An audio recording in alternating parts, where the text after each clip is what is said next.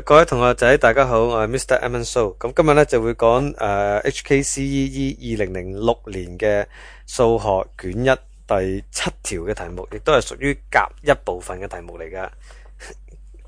咁啊，同學仔希望你咧就揸住個會考卷喺手啦，因為你唔知我講乜啦。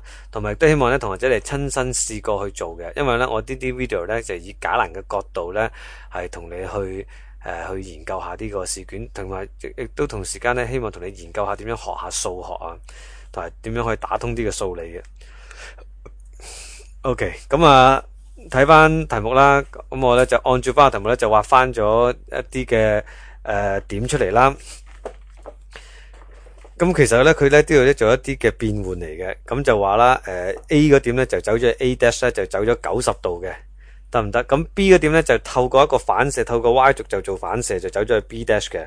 咁我講解咗 A 嗰點咧，我點樣諗出嚟先啦？A 嗰點咧，其實咧就話有一個方法諗嘅就係 OA 啊，呢一條線咧就走咗90度，得唔得先？咁啊就令到咧OA 咧就去咗 OA dash 嘅。O 咧喺整個過程裏邊咧係冇做到。如果我哋話係呢一種嘅坐標就繞住 O 順時針方向就走90度嘅話咧 ，O 係冇，因為 O 咧係一個中心點，所以 O 咧係冇移動過嘅。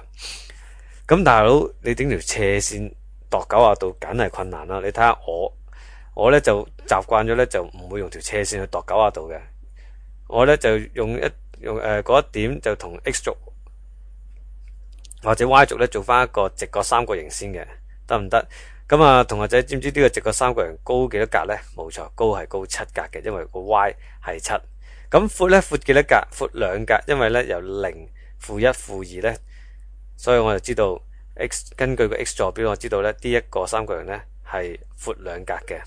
咁如果佢嘣咗90度落嚟呢，咁我哋只需要睇咩線呢？就睇住 Y 軸嗰條線移90度，Y 軸嗰條線走90度，咪即係去咗 X 軸嗰度。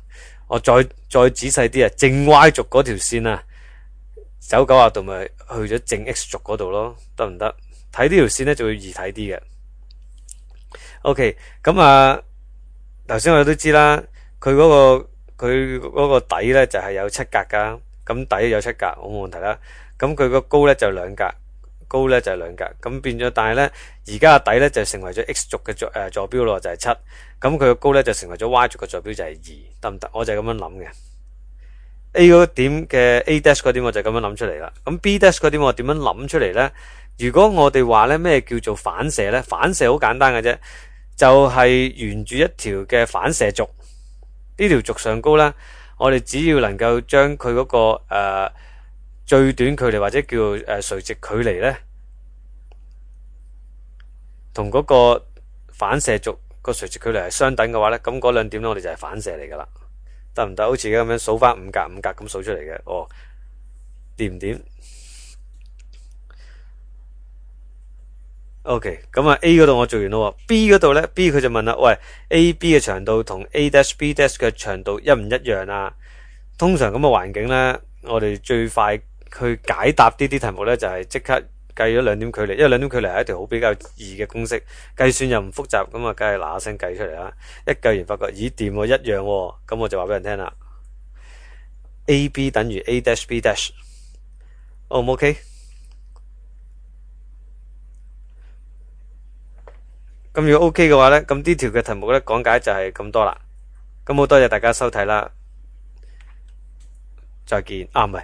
呢度仲有啲嘢講俾大家聽啊！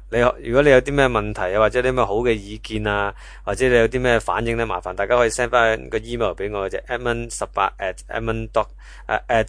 呢個 hotmail.com 嘅，又或者喺 Facebook 度揾我嘅。咁啊，你有題目咪 scan 嚟睇下咯，大家研究研究啦。OK， 好啦，真係講再見啦，拜拜。